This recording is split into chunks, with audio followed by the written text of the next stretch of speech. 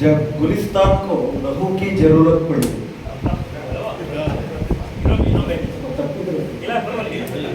जब गुलिस्तान को लहू की जरूरत पड़ी, सबसे पहले हमारा ही गर्दन कटी।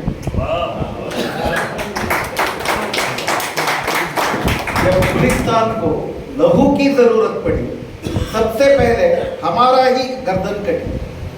फिर भी कहता है ये अहले वतन, फिर भी कहता है ये अहले वतन, ये चमन हमारी है तुम्हारी नहीं। ಅವರು ಮಾತಾಡ್ತಿದ್ದಾಗ ಒಳಗಡೆ ನನಗಿದು ತುಂಬಾ ಜ್ಞಾಪಕ ಬರುತ್ತೆ. ಸ್ವಾತಂತ್ರ್ಯ ಹೋರಾಟದಲ್ಲಿ ಏಕಕಾಲದಲ್ಲಿ ಒಂದೇ ಮಾತರಂ ಅಲ್ಲಾಹು ಅಕ್ಬರ್ ಎರಡು ಒಟ್ಟಿಗೆ ಇಡೀ ದೇಶಾದ್ಯಂತ ಮೊಳಗಿದ ಕಾರಣಕ್ಕಾಗಿ ಈ ದೇಶ ಇವತ್ತು ಅಲ್ಪ ಸ್ವಲ್ಪ ಸ್ವಾತಂತ್ರ್ಯವನ್ನು ಪಡೆದಿದೆ.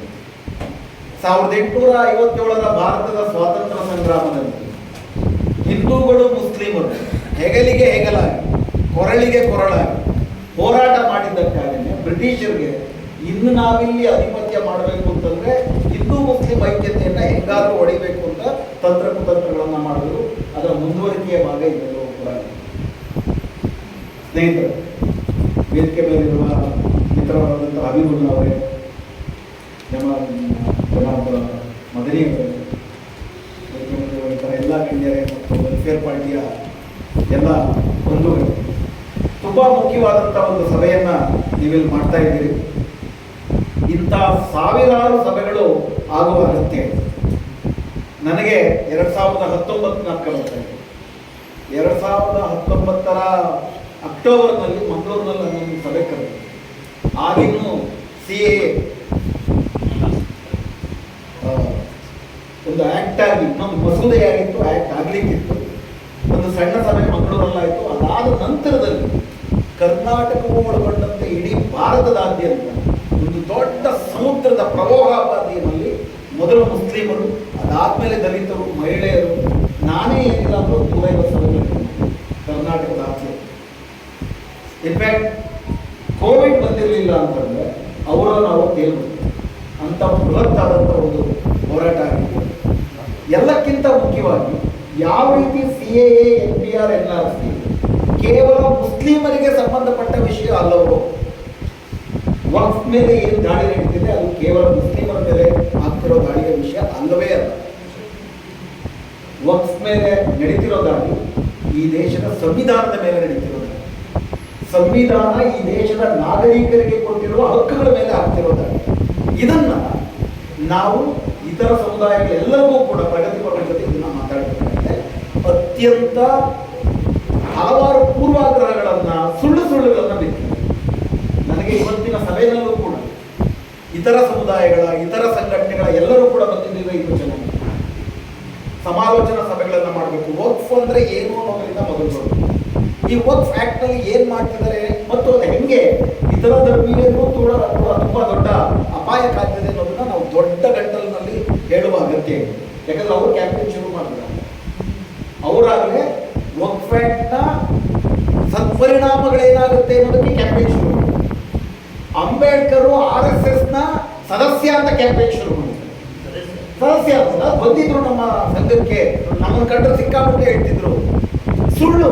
ಆದರೆ ಒಂದೇ ಸುಳ್ಳನ್ನ 1000 ಸತಿ ಹೇಳೋದು ಸತ್ಯ. ಸತ್ಯವನ್ನ ನಾವು ಕನಿಷ್ಠ ಒಂದು 100 ಸತಿ ಅಂತ ಹೇಳ್ತಾರೆ. ಅವರು 1000 ಸತಿ ಸುಳ್ಳನ್ನ ಹೇಳಿ ಸತ್ಯ ಮಾಡ್ತಾರೆ. ಸತ್ಯ ನಮ್ಮ ಜೊತೆ ಇದೆ, ನಾವು 100 ಸತಿ ಅಂತ ಹೇಳ್ಬೇಕಾಗಿದೆ. 100 ಜನ ಹೇಳೋರು ಬೇಕಾಗಿದೆ. ಒಬ್ಬ ಮದನಿಯವರಲ್ಲ, ಸಾವಿರಾರು ಜನ ಬೇಕಾಗಿದೆ. ವಿಶೇಷವಾಗಿ ಯಂಗ್ಸ್ಟರ್ಸ್ ಬೇಕಾಗಿದೆ. ಅದಕ್ಕೆ ನಾನು ಒಂದು ಕಡೆ ಎಲ್ಲ ಏನು ಮನವಿ ಮಾಡ್ತೀನಿ ಅಂತಂದ್ರೆ, ಈ ಮುಂದೆ ನಾನು ಸಾರ್ವಜನಿಕ ಸಭೆ ಕರಿಬೇಕು, ಶಿಬಿರಗಳು ಮಾಡಬೇಕು, ಮಾತಾಡುವ ಬಾಯಿಗಳು ಹುಟ್ಟಬೇಕು, ಸಾವಿರಾರು ಜನ ಮಾತಾಡುವ ಥರ ಆಗಬೇಕು. ಒಂದು ಇಡೀ ದಿವಸ ಶಿಬಿರ ಮಾಡೋಣ, ಏನಾಗ್ತಿದೆ ಅರ್ಥ ಮಾಡ್ಕೊಳ್ಳೋಣ, ಅವ್ರು ಹೋಗಿ ಲಕ್ಷಾಂತರ ಜನರನ್ನ ತಲುಪೋ ಥರ ಆಗಬೇಕು. ಸ್ನೇಹಿತರೆ, ಈ ವಕ್ಫ್ ಆಕ್ಟ್ಗೆ ನೇರವಾಗಿ ಬರೋದಾದ್ರೆ ಆಮೇಲೆ ಪ್ರಶ್ನೋತ್ತರಗಳ ಮೂಲಕ ಕೂಡ ನಾವು ಸುಮಾರಷ್ಟು ಮಾತಾಡ್ತೀವಿ. ಇಲ್ಲಿ ವಕ್ಫ್ ಅಂದ್ರೇನು, ವಕ್ಫ್ ಆಕ್ಟ್ ಅಂದ್ರೇನು, ವಕ್ಫ್ ಬೋರ್ಡ್ ಅಂದ್ರೇನು, ಸೆಂಟ್ರಲ್ ವಕ್ಫ್ ಕೌನ್ಸಿಲ್ ಅಂದ್ರೇನು, ವಕ್ಫ್ ಮ್ಯಾನೇಜ್ಮೆಂಟ್ ಅಂದ್ರೇನು, ಅವೆಲ್ಲ ಪ್ರಾಯಶಃ ನಿಮ್ಮೆಲ್ಲರಿಗೂ ಕೂಡ ಗೊತ್ತೇ. ಸೊ ಹೀಗಾಗಿ ಅದನ್ನ ತೀರಾ ವಿವರವಾಗಿ ನಾನು ಹೇಳಕ್ ಹೋಗೋದಿಲ್ಲ. ಆದರೂ ಕೂಡ ಇದು ಯಾತಕ್ಕೆ ಬಂತು ಅಂತ ಅರ್ಥ ಮಾಡ್ಕೋಬೇಕಾದ್ರೆ ಅದಕ್ಕೊಂದು ಪೀಠಿಕೆ ಅಗತ್ಯ. ನಿಮ್ಮೆಲ್ಲರಿಗೂ ಕೂಡ ಗೊತ್ತಿರೋ ಹಾಗೆ ಹಬೀಬುಲ್ಲಾ ಅವರು ಹೇಳಿದ್ದಾರೆ, ವಕ್ಫ್ ಅನ್ನುವಂಥದ್ದು ದೇವರ ಹೆಸರಿನಲ್ಲಿ ಕೊಟ್ಟಂತ ಒಂದು ದಾನ. ಅದಕ್ಕೆ ಯಾರೂ ಒಡೆಯರಿಲ್ಲ. ಯಾಕಂದ್ರೆ ಮೊದಲನೇ ಅಪಪ್ರಚಾರ ಏನ್ ಮಾಡ್ತಿದ್ದಾರೆ ಅಂದ್ರೆ, ವಕ್ಫ್ ಬೋರ್ಡ್ ನೇತೃತ್ವದಲ್ಲಿ ಕೋಟ್ಯಾಂತರ ರೂಪಾಯಿ ಆಸ್ತಿ ಪಾಸ್ತಿ ಇದೆ, ವಕ್ಫ್ ಒಡೆತನದಲ್ಲಿ ಇದೆ ಅಂತ ಹೇಳ್ತಾರೆ. ವಕ್ಫ್ಗೆ ಒಡೆಯರು ವಕ್ಫ್ ಬೋರ್ಡ್ ಅಲ್ಲ, ವಕ್ಫ್ ಒಡೆಯ ಅಲ್ಲ. ದೇವರ ಹೆಸರಿನಲ್ಲಿ ಮಾಡಿಕೊಂಡಾದ್ಮೇಲೆ ಒಂದ್ಸತಿ ವಕ್ಫ್ ಮಾಡಾದ್ಮೇಲೆ ವಕ್ಫ್ ಮಾಡಿದ್ರು ವಾಪಸ್ ತಗೊಂಡು ಒನ್ಸೆ ವಕ್ಫ್ ಇದು ಆಲ್ವೇಸ್ ಎ ವಕ್ಫ್. ಇದು ನಾನೇ ಹೇಳ್ತಿರೋದಲ್ಲ, 99 ಸುಪ್ರೀಂ ಕೋರ್ಟ್ ಡಿವಿಷನ್ ಬೆಂಚ್ ಒನ್ಸೆ ವಕ್ಫ್ ಇದು ಆಲ್ವೇಸ್ ಎ ವಕ್ಫ್. ವಕ್ಫ್ ಏನಕ್ಕೆ ಮಾಡ್ತಾರೆ? ಮುಸ್ಲಿಮರಿಗಳು, ಕೂಲಿಗಳಿರ್ಬೋದು, ದೊರೆಗಳಿರ್ಬೋದು, ಬಡವರೇ ಇರ್ಬೋದು, ಮುಸ್ಲಿಮೇತರರು ಇರ್ಬೋದು, ಒಂದು ಧಾರ್ಮಿಕ ದತ್ತಿ ಉದ್ದೇಶಗಳಿಗೆ ಅದು ಹಲವಾರು ವಿಷಯಗಳಿಗಾಗಿರ್ಬೋದು. ಕಬರಸ್ಥಾನ ಆಗಿರ್ಬೋದು, ಮದ್ರಸಾ ಆಗಿರ್ಬೋದು, ವೃದ್ಧರಿಗೆ ನೋಡ್ಕೊಳ್ಳೋದಕ್ಕಾಗಿರ್ಬೋದು. 15ನೇ ಶತಮಾನದಲ್ಲಿ ಒಂದು ವಕ್ಫ್ನ ಮಾಡಿದಂತ ಒಬ್ಬ ಮುಸ್ಲಿಂ ಶ್ರೀಮಂತ. ಏನಕ್ಕೆ ಅಂತಂದ್ರೆ, ಆ ಕಾಲದಲ್ಲಿ ಈ ಕಾಲದ ಬೇಕರಿ ಅಲ್ಲ, ಆ ಕಾಲದ ಬೇಕರಿ ಇಟ್ಕೊಂಡು ಸಣ್ಣ ಪುಟ್ಟ ಹುಡುಗರನ್ನ ಅಲ್ಲಿ ಬಂದವ್ರಿಗೆ ಸರ್ವಿಸ್ ಮಾಡೋದಕ್ಕೆ ಇಟ್ಕೊಂಡಿದ್ರಂತೆ. ಅವರು ಪಿಂಗಾಣಿ ಬಟ್ಲು ತಗೊಂಡೋಗಿ ಸರ್ವಿಸ್ ಮಾಡ್ತಿರ್ಬೇಕಾದ್ರೆ ಪಿಂಗಾಣಿ ಬಟ್ಲು ಬಿದ್ದೋಗ್ತಿತ್ತು, ಒಡೆದೋಗ್ತಿತ್ತು. ಮಾಲೀಕ ಚಾವಟಿ ತಗೊಂಡು ಬಾರಿಸ್ತಿತ್ತು. ಒಂದು ವಕ್ಫ್ ಏನ್ ಮಾಡಿದ್ರು ಅಂತಂದ್ರೆ, ಈ ಪಿಂಗಾಣಿ ಬಟ್ಲು ಮುರಿದೋಗುತ್ತಲ್ಲ, ಆ ಮಕ್ಕಳಿಗೆ ನೀವು ಹೊಡಿಬಾರ್ದು, ಅದನ್ನ ಇದರಿಂದ ತುಂಬಿಕೊಳ್ಳಿ ಒಂದು ವಕ್ಫ್ ಮಾಡಿ. 100 ಥರ ವಕ್ಫ್ ಇರುತ್ತೆ. ಅಂದ್ರೆ ಸಾರ್ವಜನಿಕ ಉಪಯೋಗ, ಧಾರ್ಮಿಕ ಉಪಯೋಗ, ಇವೆರಡಕ್ಕೂ ಕೂಡ ಒಳಗೊಂಡಂತೆ. ಕುರಾನಲ್ಲಿ ಇದ್ರ ಬಗ್ಗೆ ಇಲ್ಲ ಅಂತಂದ್ರೂ ಕೂಡ ಇದ್ರ ಪ್ರಾಕ್ಟೀಸ್ ಎಲ್ಲ ಕಡೆ ಏನಕ್ಕಾಗಿತ್ತು? ದೊಡ್ಡ ದೊಡ್ಡ ಯುದ್ಧಗಳು ನಡೀತಿತ್ತು. ಈಗ ನಮ್ಮ ಕೇಂದ್ರ ಸರ್ಕಾರಕ್ಕೆ 48 ಲಕ್ಷ ಕೋಟಿ ರೂಪಾಯಿ ತೆರಿಗೆ ಇದೆ. ಕರ್ನಾಟಕಕ್ಕೆ 4,09,000 ಕೋಟಿ ರೂಪಾಯಿ ಬಜೆಟ್ ಇದೆ. ಆಗಷ್ಟು ಇರ್ತಿರ್ಲಿ. ಒಂದು ಸಮುದಾಯ ಉದ್ಧಾರ ಆಗಬೇಕು ಅಂತಂದ್ರೆ ಸಮುದಾಯದಿಂದಲೇ ಹಣವನ್ನು ಸಂಗ್ರಹಿಸಬೇಕು ಅಂತ ಇಸ್ಲಾಂನಲ್ಲಂತೂ ಅದರ ಭಾಗವಾಗಿನೇ ಈಗ ರಂಜಾನ್ನಲ್ಲಿ ಜಕಾತ್ ಕೊಡೋದಾಗಿರ್ಬೋದು. ಜಕಾತ್ ಅಂದ್ರೆ ಇನ್ನೊಂದು ಏನೋ ಅಂತ ಹೇಳ್ತಾರೆ, ಅಂದ್ರೆ ನಿಮ್ಗೆ ಇಷ್ಟ ಬಂದ್ರೆ, ನಿಮ್ಗೆ ಸದ್ಕ, ನಿಮ್ಗೆ ಇಷ್ಟ ಬಂದ್ರೆ ನಿಮ್ಗೆ ಎಷ್ಟು ಬೇಕೋ ಅಷ್ಟನ್ನು ಉಳಿಸ್ಕೊಂಡು ಮಿಕ್ಕಿದ್ದೆಲ್ಲವನ್ನು ಕೂಡ ನೀವು ಸಮಾಜಕ್ಕೆ ಕೊಡ್ಬೋದು. ಇದನ್ನೆಲ್ಲವನ್ನು ಕೂಡ ವಕ್ಫ್ ಅಂತ ಮಾಡ್ತಾರೆ. ಈ ವಕ್ಫ್ ಅಂತ ಮಾಡಿದಾಗ ಇದು ಹಲವಾರು ದೊಡ್ಡ ಆಸ್ತಿ ಮುಂತಾದಾಗ ಇದನ್ನು ನಿರ್ವಹಣೆ ಮಾಡಬೇಕು. ನಿರ್ವಹಣೆ ಮಾಡೋದಕ್ಕೆ ಮುತವಲ್ಲಿಗಳನ್ನ ಇಡ್ತಿದ್ರು. ಅದು ತುಂಬಾ ದೊಡ್ಡ ಮಟ್ಟದಲ್ಲಾದ್ರೆ ಅದನ್ನ ಸರಿಯಾಗಿ ನಿರ್ವಹಣೆ ಮಾಡೋದಕ್ಕೆ ಸಮುದಾಯದಲ್ಲಿ ಒಂದು ರೀತಿಯಾದಂತಹ ಒಂದು ಉಸ್ತುವಾರಿ ನಡೀತಾರೆ.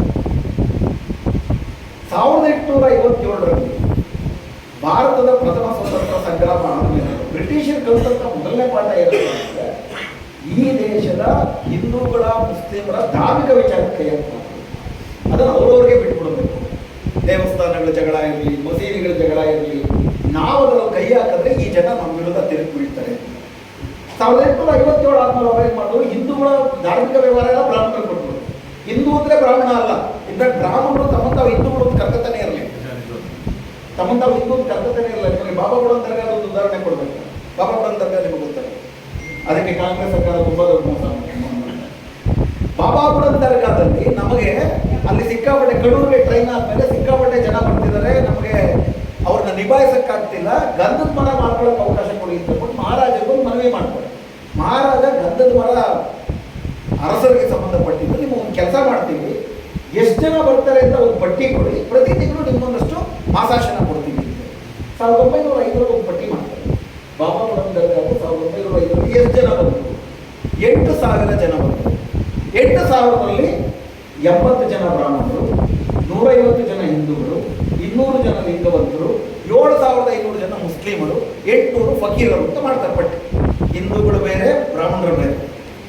ಹಿಂದೂಗಳಂದ್ರೆ ಅವಧೂತರಿದ್ದಾರೆ, ನಾಥಪಂಥ ಇದೆ, ಅವೈದಿಕರಿದ್ದಾರೆ, ಜೊತೆಗೂಡಿ ಬದುಕಿರುವಂತಹ ಹಿಂದೂ ಸಂಪ್ರದಾಯ ಒಂದಿದೆ. ಬ್ರಾಹ್ಮಣರು ನೀವೆಲ್ಲ ನಮಗಿಂತ ಕೀಳು ಬೇಕು. ಸೊ ಅವೆಲ್ಲ ವ್ಯತ್ಯಾಸ ಯಾಕಿದ್ರೆ ಹೇಳ್ತಿದ್ದೀನಿ ಅಂತಂದ್ರೆ, ಇಸ್ಲಾಂ ಬಗ್ಗೆ ಬಂದು ನಾವು ಮಾತಾಡಬೇಕಾದ್ರೆ, ಇಸ್ಲಾಮಿನ ಒಳಗಡೆ ನಿಮ್ಮ ಪಕ್ಕದ ಮನೆಯಲ್ಲಿ ಒಬ್ಬ ಹಸಿವಿನಿಂದ ಸಾಯ್ತಿದ್ದಾನೆ ಅಂತಂದ್ರೆ ನೀನು ಮೃಷ್ಟಾನ್ನ ಭೋಜನ ಮಾಡ್ತಾರೆ ಅಂತ ಅದೊಂದು ಪಾಪ, ಆರಾಮದು ಅಂತ ಹೇಳಿ. ಬ್ರಾಹ್ಮಣ ಧರ್ಮ ಪಕ್ಕದವ್ರನ್ನ ನಿನ್ನ ಸಹೋದರ ಅಂತಾನೆ ಭಾವಿಸ್ಬೇಡ ಅಂತ ಹೇಳಿ. ಹಿಂದೂ ಧರ್ಮ ಬ್ರಾಹ್ಮಣ ಧರ್ಮ, ಇವರು ಆ ಬ್ರಾಹ್ಮಣ ಧರ್ಮವನ್ನ ಹಿಂದೂ ಧರ್ಮ ಅಂತ ಮಾಡ್ಲಿಕ್ಕೆ ಹೊರಡ್ತಿದ್ದಾರೆ. ಆ ರೀತಿ ಆದಂತಹ ಸಂದರ್ಭದಲ್ಲಿ 1914 2 ಶೈವ ಬ್ರಾಹ್ಮಣ ದೇವಸ್ಥಾನಗಳ ನಡುವೆ ಜಗಳ ಬರುತ್ತೆ ತಮಿಳುನಾಡು. ಆಗ ತಮಿಳುನಾಡಿನ ಬ್ರಾಹ್ಮಣ ಮಠಗಳು ಬ್ರಿಟಿಷರಿಗೆ ಪತ್ರ ಹೇಳ್ತಾರೆ ನೀವು ಬಂದು ಬಗೆಹರಿಸಿ. 1857ರಲ್ಲಿ ಬ್ರಿಟಿಷರು ಮಧ್ಯಪ್ರವೇಶ ಮಾಡಿದ್ ಬಿಟ್ಟಿದ್ದನ್ನ ಮತ್ತೆ ನಮ್ಮ ಧಾರ್ಮಿಕ ವ್ಯವಹಾರದಲ್ಲಿ ಮಧ್ಯಪ್ರವೇಶ ಮಾಡಿ ಅಂತ ಕರೆದಿದ್ದು ಶೈವಬ್ರಹ್ಮ. ಅಲ್ಲಿಂದ ಆಚೆಗೆ ಏನ್ ಮಾಡಿದ್ರು, 1914ರಲ್ಲಿ ಒಂದು ಆಕ್ಟ್ ಮಾಡಿದ್ರು, 1934ರಲ್ಲಿ ಒಂದು ವಕ್ಫ್ ಸಂಬಂಧಪಟ್ಟಂತೆ ಕೂಡ ಒಂದು ಆಕ್ಟ್ ಮಾಡಿದ್ರು. ಇದಾದ ನಂತರದಲ್ಲಿ ಸ್ವಾತಂತ್ರ್ಯ ಹೋರಾಟ ನಡೀತಾನೆ ಬಂತು. ಸ್ವಾತಂತ್ರ್ಯ ಹೋರಾಟದ ಅತಿ ದೊಡ್ಡ ಸಾಧನೆ ಅಬೇಡ್ಕರ್ ಬಗ್ಗೆ ಅಭಿಮುಲ್ಲಾ ಅವರು ಹೇಳಿದ್ರು.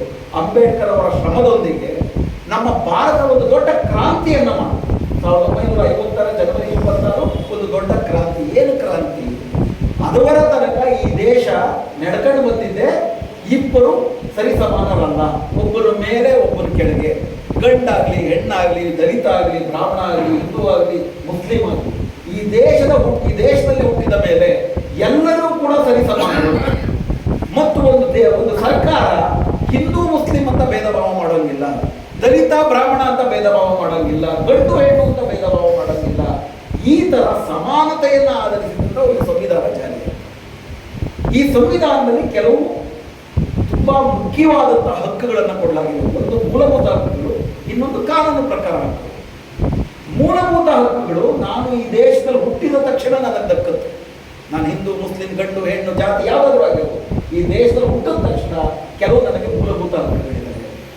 ಅದರಲ್ಲಿ ಒಂದು ನನ್ನ ಹಕ್ಕೇನಪ್ಪ ಅಂತಂದ್ರೆ, ಸರ್ಕಾರ ನಾನು ಗಂಡಾಗ್ಲಿ ಹೆಣ್ಣಾಗ್ಲಿ ಹಿಂದೂ ಆಗ್ಲಿ ಮುಸ್ಲಿಂ ಆಗ್ಲಿ ನಾನು ಇಂಥ ಧರ್ಮಕ್ಕೆ ಸೇರಿದವನು ಅಂತ ಭೇದ ಭಾವ ಮಾಡೋದು.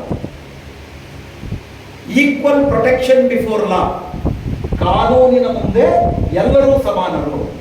ಮತ್ತು ಕಾನೂನು ಕೇವಲ ಧರ್ಮವನ್ನು ಆಧರಿಸಿ ತಾರತಮ್ಯ ಮಾಡೋದಿಲ್ಲ. ಆರ್ಟಿಕಲ್ 14 ಮತ್ತು ಆರ್ಟಿಕಲ್ 15. ಆರ್ಟಿಕಲ್ 25, 26 ಏನ್ ಕೊಡುತ್ತೆ? ನಮಗೆ ಮೂಲಭೂತವಾದಂತಹ ಧಾರ್ಮಿಕ ಹಕ್ಕುಗಳನ್ನು. ನಾನು ಯಾವ ದೇವರನ್ನು ಉಪಾಸನೆ ಮಾಡಬೇಕು ಅದು ಮಾಡದೇ ಇರೋದು, ಇವೆಲ್ಲವೂ ಕೂಡ ನನಗೆ 25 ಕೊಡುತ್ತೆ. ಆರ್ಟಿಕಲ್ 25. ಆರ್ಟಿಕಲ್ 26 ನನ್ನ ಧರ್ಮದ ಅನುಸಾರವಾಗಿ ನನ್ನ ಧಾರ್ಮಿಕ ಸಂಪ್ರದಾಯಗಳನ್ನ ದತ್ತಿದಾನಗಳನ್ನ ಮುಂದುವರಿಸಿಕೊಂಡು ಹೋಗುವುದಕ್ಕೆ ಸಂಸ್ಥೆಗಳನ್ನ ರಚಿಸುವ ಮತ್ತು ಮ್ಯಾನೇಜ್, ತುಂಬಾ ಇಂಪಾರ್ಟೆಂಟ್, ಟು ಮ್ಯಾನೇಜ್, ಆಡಳಿತ ಮಾಡುವ ಹಕ್ಕು. ನನ್ನ ಧರ್ಮಕ್ಕನುಸಾರವಾಗಿ ಸಂಸ್ಥೆಗಳನ್ನ ರಚಿಸಿಕೊಂಡು ಅದರ ಆಡಳಿತ ನಡೆಸುವ ಹಕ್ಕು ಆರ್ಟಿಕಲ್ 26. ಅದೇ ರೀತಿ ಆರ್ಟಿಕಲ್ 31 ಅಂತ ಇತ್ತು. ಆರ್ಟಿಕಲ್ 31 ಈಗ ಆರ್ಟಿಕಲ್ 300 ಮಾಡಿದ್ದಾರೆ 1978 ಆದ್ಮೇಲೆ. ಆಸ್ತಿಯ ಹಕ್ಕು. ನಾನು ಒಂದು ಆಸ್ತಿಯ ಒಡೆಯ ಅಂತ ಆದ್ಮೇಲೆ ಆಸ್ತಿ ನಾನು ಏನ್ ಬೇಕಾದ್ರೂ ಮಾಡೋ ಹಕ್ಕು ನನಗೆ. ನಾನು ಅದನ್ನು ಸುಟ್ಟಾಕ್ಬೋದು, ಬಿಕಾರಿಗೆ ಕೊಡ್ಬೋದು, ಎಲ್ಲ ನನಗೇನೆ, ಯಾರಿಗೂ ಸೇರಬಾರ್ದು ಅಂತ ಮಾಡ್ಬೋದು, ಸರ್ಕಾರಕ್ಕೆ ಬಿಟ್ಕೊಡ್ಬೋದು.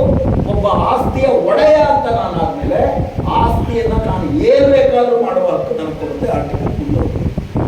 ಇವೆಲ್ಲ ತುಂಬಾ ಮುಖ್ಯ ವಕ್ಫ್ ಕಾಯ್ದೆ ಬಗ್ಗೆ ನಾವು ಮಾತಾಡ್ಬೇಕಾದ್ರೆ. ಯಾಕಂದ್ರೆ ಇದನ್ನ ಆಧರಿಸೇನೆ ಆರ್ಟಿಕಲ್ 26 ಆಧರಿಸಿ ವಕ್ಫ್ ಬೋರ್ಡ್ಗಳು ಸ್ಥಾಪನೆ.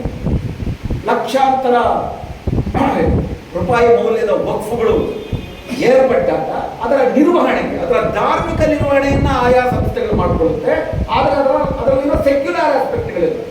ಉದಾಹರಣೆಗೆ ತಿರುಪತಿ ತಿಮ್ಮಪ್ಪನ ದೇವಸ್ಥಾನಕ್ಕೆ ಹೋಗಿ 1,000 ರೂಪಾಯಿ ಖರೀದಿ ಮಾಡಿ, ಏನೋ ನೇರ ದರ್ಶನ ಅಂತ ಒಂದಿರುತ್ತೆ, VIP ದರ್ಶನ ಅಂತ ಒಂದಿರುತ್ತೆ.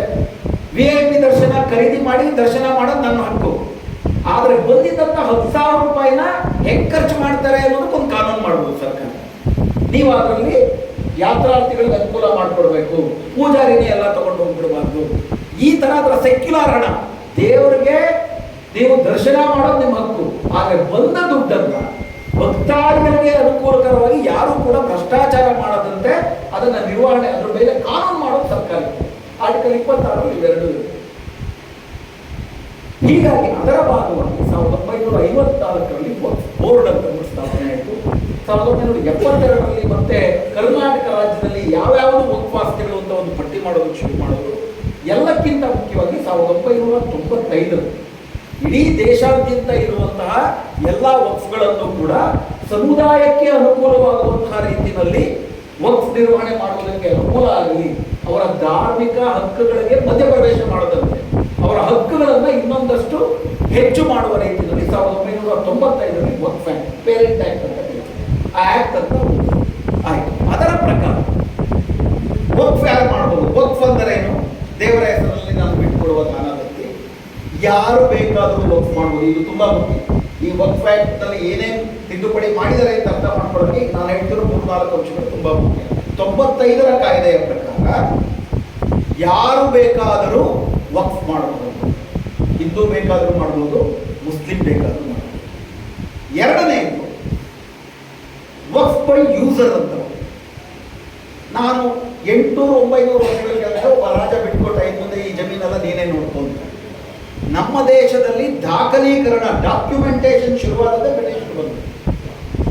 ಹಂಗೆ ನೋಡೋದಾದ್ರೆ ಜನನ ಮರಣ ದಾಖಲೆ, ನಾನು ಹುಟ್ಟಿದ್ದಕ್ಕೆ ಸತ್ತಿದ್ದಕ್ಕೆ ದಾಖಲೆ ಬೇಕು, ಈ ಕಂಪಲ್ಸರಿ ಮಾಡಿದ್ರು.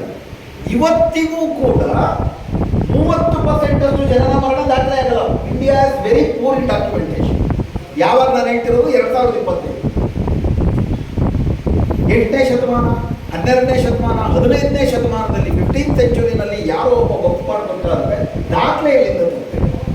ಹೀಗಾಗಿ ಒಂದು ವಕ್ಫನ್ನ ಬಳಕೆ ಬೈ ಯೂಸರ್, ಅದು ವಕ್ಫಾಗಿಯೇ ಬಳಕೆ ಆಗ್ತಾ ಬಂತು ಅಂತಂದ್ರೆ ಅದು ವಕ್ಫ್ ಅಂತಾನೆ ಪರಿಗಣಿಸಬೇಕು ಅಂತ 95ರ ಕಾಯ್ದೆ ಇರುತ್ತೆ. ವಕ್ಫ್ ಬೈ ಯೂಸರ್. ಇವತ್ತು ನಮ್ಮ ದೇಶದಲ್ಲಿ ಒಂದು ಅಂದಾಜಿನ ಪ್ರಕಾರ 8.5 ಲಕ್ಷ ವಕ್ಫ್ ಆಸ್ತಿಪಾಸ್ತಿಗಳು, ಅದರಲ್ಲಿ 4.5 ಲಕ್ಷದಷ್ಟು ವಕ್ಫ್ ಆಸ್ತಿಪಾಸ್ತಿಗಳು ವಕ್ಫ್ ಬೈ ಯೂಸರ್. ನೀವು ವಕ್ಫ್ ಬೈ ಯೂಸರ್ ಅಂತ ಅಂದ್ಬಿಟ್ಟು ಇನ್ನು ಮುಂದೆ ಇರೋದಿಲ್ಲ, ದಾಖಲೆ ಕೊಟ್ಟರೆ ಮಾತ್ರ ನಿಮಗೆ ವಕ್ಫ್ ಅಂತ ನಾವು ಪರಿಗಣಿಸ್ತೀವಿ ಸರ್ಕಾರ ಕಾನೂನು ಮಾಡಿದ್ರೆ ಅರ್ಧಕ್ಕರ್ಧ ವಕ್ಫ್. ಯಾಕಂದ್ರೆ ಆ ಕಾಲದಲ್ಲಿ ಆಗಿದ್ದ ವಕ್ಫ್ಗೆ ಯಾವುದು ಕಾಗದ ಪತ್ರ ಇಲ್ಲ. ಆದರೆ 95ರ ಕಾಯ್ದೆ ವಕ್ಫ್ ಬೈ ಯೂಸರ್ನ ಮಾನ್ಯ ಮಾಡಿ. ಮತ್ತು ಈ ವಕ್ಫನ್ನು ನಿರ್ವಹಣೆ ಮಾಡುವುದಕ್ಕೆ 2 ವಿಷಯಗಳಿದೆ. ಒಂದು ಸೆಂಟ್ರಲ್ ವಕ್ಫ್ ಕೌನ್ಸಿಲ್ ಅಂತ ಅಂದ್ಬಿಟ್ಟು ಅಖಿಲ ಭಾರತ ಮಟ್ಟದಲ್ಲಿ ಇರುತ್ತೆ. ಸೆಂಟ್ರಲ್ ವಕ್ಫ್ ಕೌನ್ಸಿಲ್ ನಲ್ಲಿ ಪದನಿಮಿತ್ತ ಅಧಿಕಾರಿಯನ್ನ ಬಿಟ್ಟರೆ ಎಕ್ಸ್ ಅಫಿಷಿಯೋ ಮೆಂಬರ್ ಒಬ್ಬ ಮಂತ್ರಿ, ಆ ಮಂತ್ರಿ ಮುಸ್ಲಿಮೇ ಆಗಿದ್ರೆ ಬೆಟರು, ಬಟ್ ಮುಸ್ಲಿಂ ಆಗಿರಲಿಲ್ಲ ಅಂತಂದ್ರೂ ಕೂಡ ಒಬ್ಬ ಮಂತ್ರಿ ಆದ ಕಾರಣಕ್ಕೆ, ವಕ್ಫ್ ಮಂತ್ರಿ ಆದ ಕಾರಣಕ್ಕೆ ಅವನು ಇರ್ತಾನೆ. ಉಳಿದಂತೆ ಸೆಂಟ್ರಲ್ ವಕ್ಫ್ ಕೌನ್ಸಿಲ್ನ ಪ್ರತಿಯೊಬ್ಬರೂ ಕೂಡ ಮುಸ್ಲಿಮರೇ ಆಗಿರಬೇಕು ಅಂತ 1995ರ ಕಾಯ್ದೆ. ಅದೇ ರೀತಿ ರಾಜ್ಯದ ವಕ್ಫ್ ಬೋರ್ಡ್ನಲ್ಲಿ ಪದನಿಮಿತ್ತ ಮಂತ್ರಿಯನ್ನ ಬಿಟ್ಟರೆ ಇಸ್ಲಾಮಿಕ್ ಸ್ಕಾಲರ್ಸ್ ಇರ್ಬೋದು, ಮತ್ತು ಎಲ್ಲಕ್ಕಿಂತ ಮುಖ್ಯವಾಗಿ ಒಂದು ಆಯ್ಕೆ ಕೂಡ ಇತ್ತು ರಾಜ್ಯದ ವಕ್ಫ್ ಬೋರ್ಡ್ನಲ್ಲಿ. ರಾಜ್ಯದ ಮುಸ್ಲಿಂ ಸಂಸದರು, ರಾಜ್ಯದ ಮುಸ್ಲಿಂ ಶಾಸಕರು ಮತ್ತು ರಾಜ್ಯದ ಬಾರ್ ಕೌನ್ಸಿಲ್ನಲ್ಲಿರೋ ಮುಸ್ಲಿಂ ಸದಸ್ಯರು, ವಕೀಲರು, ಇವರುಗಳೆಲ್ಲ ಸೇರಿ ಇಬ್ಬರನ್ನ ಆಯ್ಕೆ ಮಾಡಬಹುದು. ಹಾಗೂ 5 ಲಕ್ಷದಷ್ಟು ಆಸ್ತಿಪಾಸ್ತಿ ಇರುವಂತಹ ಒಂದು ವಕ್ಫ್ನ ಮುತವಲ್ಲಿ ಒಂದಿಬ್ಬರು ಮುತವಲ್ಲಿಗಳಿವೆ. ಅಂದ್ರೆ ಎಲ್ಲರೂ ಮುಸ್ಲಿಮರೇ ಆಗಿದ್ದಾರೆ. 3 ಇವುಗಳು ಇದು ಇದುವರ ತನಕ ನಡ್ಕೊಂಡು ಬಂದಿತ್ತು. ಇನ್ಫ್ಯಾಕ್ಟ್ ನೀವು ಬಿಜೆಪಿಯ ಅಜೆಂಡಾಗಳ ಭಾಷಣಗಳು ನೋಡಿದ್ರೆ ಅವ್ರು ಯಾವತ್ತೂ ವಕ್ಫ್ ಬಗ್ಗೆ ಮಾತಾಡಿದ್ದಾರೆ. ಯೂನಿಫಾರ್ಮ್ ಸಿವಿಲ್ ಕೋಡ್ ಮಾತಾಡಿದ್ದಾರೆ, ಆರ್ಟಿಕಲ್ 370 ಮಾತಾಡಿದ್ದಾರೆ, ಅಯೋಧ್ಯ ಮಾತಾಡಿದ್ದಾರೆ. ವಕ್ಫ್ ಬೋರ್ಡ್ ಬಗ್ಗೆ ಅವ್ರು ಯಾವತ್ತೂ ಮಾತಾಡಿದ್ದಿಲ್ಲ. ಬಟ್ ಏನಾಯ್ತು, ಆರ್ಟಿಕಲ್ 370 ಆಗೋಯ್ತು, ಅಯೋಧ್ಯದಲ್ಲಿ ರಾಮ ಮಂದಿರ ಮುಂದೋಯ್ತು, ಯೂನಿಫಾರ್ಮ್ ಸಿವಿಲ್ ಕೋಡ್ ಬೇರೆ ಬೇರೆ ರಾಜ್ಯದಲ್ಲಿ ಬರ್ತಿದೆ. ಇನ್ನೇನಾದ್ರೂ ಬೇಕಾ? 2024ರ ಚುನಾವಣೆನಲ್ಲೂ ಕೂಡ ನಿಮಗೆ ವಕ್ಫ್ ಬೋರ್ಡ್ ಬಗ್ಗೆ ಅವರು ಜಾಸ್ತಿ ಭಾಷಣ ಮಾಡಿದ್ರು. ಇದೆ ಅವರ ವಕ್ಫ್ ಬೋರ್ಡ್ನ ನಾವು ಇನ್ನೊಂದಷ್ಟು ಗಟ್ಟಿಗೊಳಿಸುತ್ತೇವೆ, ಭ್ರಷ್ಟಾಚಾರ ನಿರ್ಮೂಲನೆ ಮಾಡ್ತೀವಿ ಅಂತೆಲ್ಲ ಹೇಳ್ತಿದ್ರು. ಅದು ಕಾಂಗ್ರೆಸ್. ಭ್ರಷ್ಟಾಚಾರ ಇಲ್ವಾ? ಬೆಲ್ಲ ಈ ಕಡೆ ನೊಣ ತೆಂಗು. ಅದ್ರ ಬಗ್ಗೆ ನಾವೇನು ಇಲ್ಲ, ನಮ್ದೆಲ್ಲ ಬಹಳ ಪಸಂದಾಗಿದೆ ಅಂತ ನಾವೇ ಕೇಳ್ತೀವಿ. ಖಂಡಿತ ಭ್ರಷ್ಟಾಚಾರ. 8.5 ಲಕ್ಷ ವಕ್ಫ್ ಪ್ರಾಪರ್ಟಿಗಳು ಸಮುದಾಯದ ಬಡವರಿಗೆ ಅನುಕೂಲ ಆಗಿದ್ದಿದ್ರೆ, ಮೋದಿ ಹೇಳ್ತಿರೋ ಒಂದು ಮಾತು ನಿಜ, ಪಂಚರ್ ಹಾಕೊಂಡು ಸಂಖ್ಯೆ ಕಡಿಮೆನೇ ಇರ್ತಿತ್ತು. ಅವೆಲ್ಲ ಶಿಕ್ಷಣಕ್ಕೆ ಆಗಿದ್ರೆ, ಬಡ ಮಕ್ಕಳ ಶಿಕ್ಷಣಕ್ಕೆ ಆಗಿದ್ದರೆ. ಭ್ರಷ್ಟಾಚಾರ ಇದೆ. ತಿರುಪತಿ ತಿಮ್ಮಪ್ಪನ ದೇವಸ್ಥಾನದ ಭ್ರಷ್ಟಾಚಾರ ಇಲ್ವಾ? ಎಲ್ಲಿ ಭ್ರಷ್ಟಾಚಾರ ಇದೆ? 95ರ ಕಾಯ್ದೆ ಭ್ರಷ್ಟಾಚಾರವನ್ನ ಹೆಂಗೆ ನಿಗ್ರಹ ಮಾಡಬೇಕು ಅಂತ ಕೆಲವು ನೀತಿಗಳನ್ನ ಮಾಡ್ತಾರೆ. ಇನ್ನು ಬೇಕಾದ್ರೆ ಭ್ರಷ್ಟಾಚಾರವನ್ನ, ಈ ಕಾಯ್ದೆ ಭ್ರಷ್ಟಾಚಾರವನ್ನ ನಿಗ್ರಹ ಮಾಡುತ್ತಾ ಆಮೇಲೆ ಚರ್ಚೆ ಬರ್ತೀವಿ.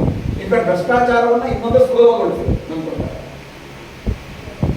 ಆದರೆ ಯಾವಾಗ ಈ 3 ಇದ್ದಂತಾಯಿತು, ಆರ್ಟಿಕಲ್ 370 ಯೂನಿಫಾರ್ಮ್ ಸಿವಿಲ್ ಕೋಡ್ ಉತ್ತರಾಖಂಡಲ್ಲಿ ಬಂದಿದೆ, ಇನ್ನು ಬೇರೆ ಬೇರೆ ರಾಜ್ಯಗಳಲ್ಲಿ ಮಾಡ್ತಾರೆ. ಮತ್ತೊಂದು ಸತಿ ಪೋಲರೈಸೇಷನ್ ಮಾಡಬೇಕು ಅಂದ್ರೆ ಸಮಾಜದಲ್ಲಿ ಮುಸ್ಲಿಮರನ್ನ ಮತ್ತೆ ಶತ್ರುಗಳನ್ನಾಗಿ ತೋರಿಸಿ, ಹಿಂದೂ ಓಟ್ಗಳನ್ನ ಧ್ರುವೀಕರಿಸಿ ನಾವು ಹಿಂದೂಗಳ ರಕ್ಷಕರು ಅಂತ ಹೇಳೋದಕ್ಕೆ ಸದಾ ಒಂದು ಅಜೆಂಡಾ ಬೇಕು. ಇದೊಂಥರ ಹುಲಿ ಸವಾರಿ. ಕೋಮುವಾದ ಅನ್ನೋದು ಒಂದು ಹುಲಿ ಇದ್ದಂತೆ.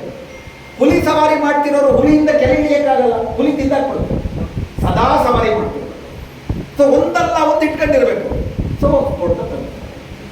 ವಕ್ಫ್ ತಂದೆ ಏನ್ ಮಾಡಿದ್ರು, ಸಿಕ್ಕಾಪಟ್ಟೆ ಭ್ರಷ್ಟಾಚಾರ ನಡೀತಾ ಇದೆ, ಇದನ್ನು ನಾವು ಸರಿ ಮಾಡ್ತೀವಿ ಅಂತ ರಾತ್ರೋರಾತ್ರಿ 2024 ಆಗಸ್ಟ್ನಲ್ಲಿ ಆ ಕಾಯ್ದೆ ಹೆಸರು ಬಹಳ ಚೆನ್ನಾಗಿದೆ, ಉಮ್ಮೀದ್ ಅಂತ ಆ ಕಾಯ್ದೆ ಹೆಸರು.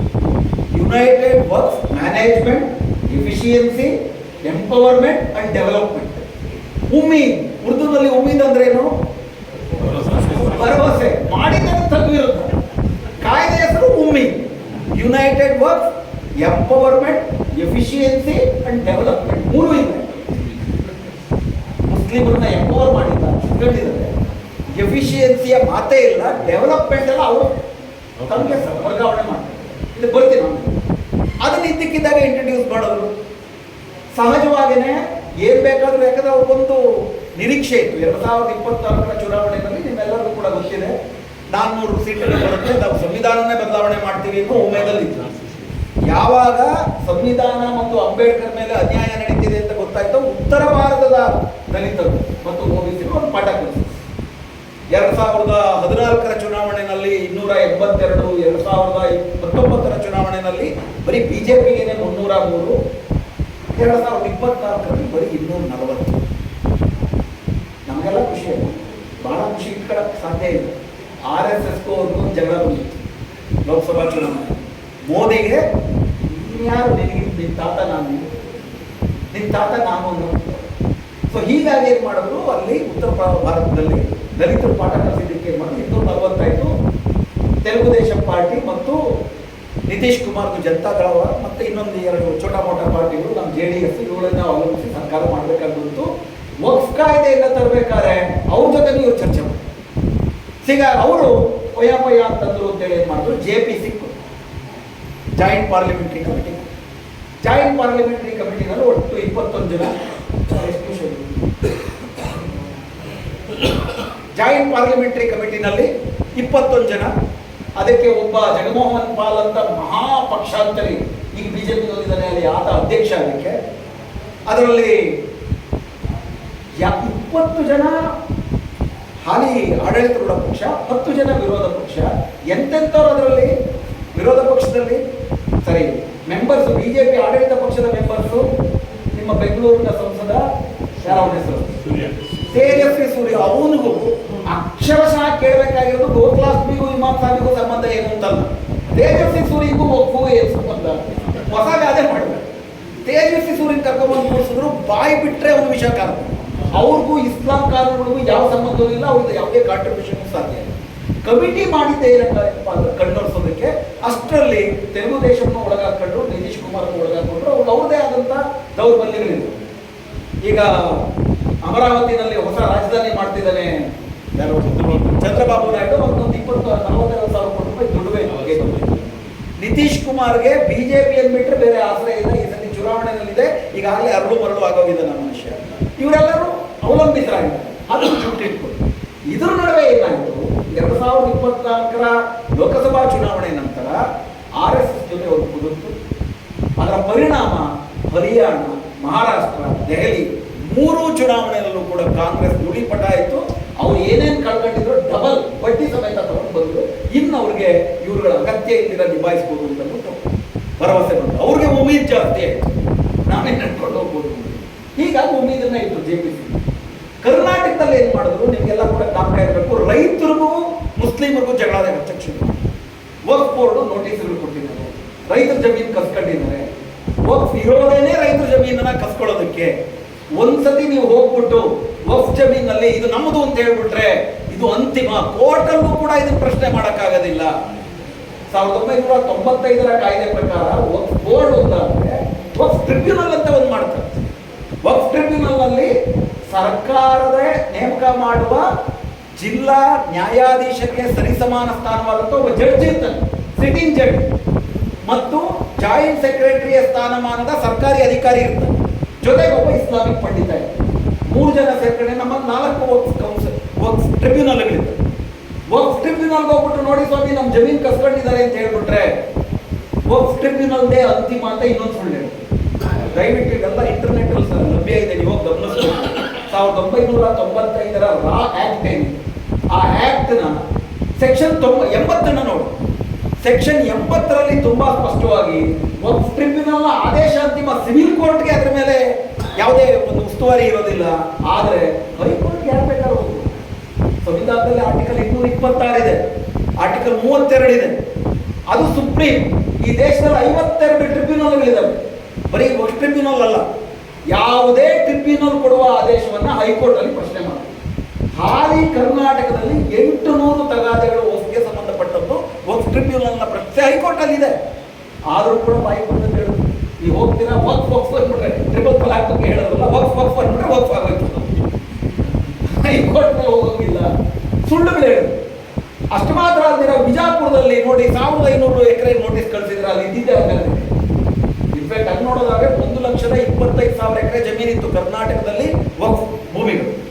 ಇನಾಮತಿ ರದ್ದತಿ ಜಮೀನು, ಸರ್ಕಾರದ ಭೂ ಸುಧಾರಣಾ ಕಾಯ್ದೆ, ಇವೆಲ್ಲಕ್ಕೂ ಕೂಡ ಸುಮಾರು 70,000 ಎಕರೆ ಜಮೀನು, ಈಗ ಬರೀ 25,000 ಎಕರೆ ಜಮೀನಿದೆ.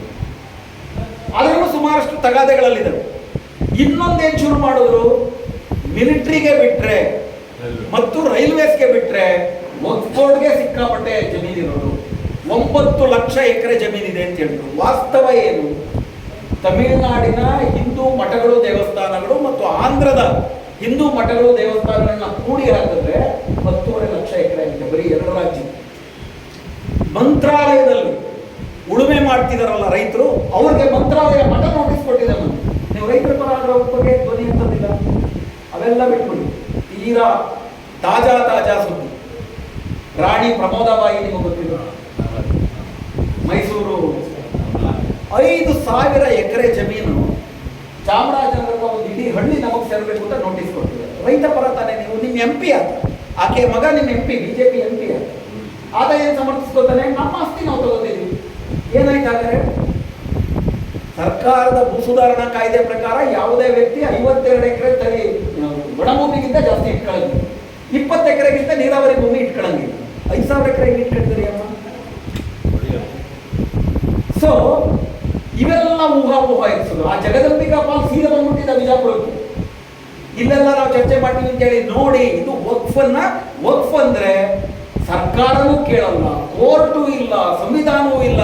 ಒಂದು ಸತಿ ಅವರು ಇದನ್ನು ಬಿಟ್ರೆ ಅವ್ರದೇ ಆಗೋಗುತ್ತೆ. ವಿಧಾನಸೌಧನೂ ಇವ್ರ ಜಮೀನಂತೆ, ವಕ್ಫ್ ಬೋರ್ಡ್ ಅಂತೆ, ಸಂಸತ್ತು ವಕ್ಫ್ ಬೋರ್ಡ್ ಅಂತೆ. ಅದರ ಒಂದು ಸತ್ಯ ಇದೆ, ಸತ್ಯ ಇಲ್ಲ ಅಂತಲ್ಲ. ಆಂಟೆಲಿಯಾ ಅಂತ ಅಂದ್ಬಿಟ್ಟು ಒಂದು ಇದೆಯಲ್ಲ, ಅಂಬಾನಿಯ 6,000 ಕೋಟಿ ರೂಪಾಯಿ ವೆಚ್ಚದಲ್ಲಿ ಕಟ್ಟಿರುವಂತ 24 ಅಂತಸ್ತಿನ ಮನೆ ವಕ್ಫ್ ಭೂಮಿ. ಇಲ್ಲಿ ವಿಂಡ್ಸರ್ ಮ್ಯಾನರ್ ಹೋಟೆಲ್ ಇದೆ. ವಿಂಡ್ಸರ್ ಮ್ಯಾನರ್ ಹೋಟೆಲ್ನ 99 ವರ್ಷದ ಲೀಸಿಗೆ ಬಿಟ್ಟರು. ಪ್ರಶ್ನೆ ನಾವೇ ಕೇಳ್ಕೋಬೇಕು, ಅದನ್ನ ಸರ್ಕಾರ ಕೇಳೋದಲ್ಲ. ಇದರಿಂದ ನಮಗೇನು ಲಾಭ?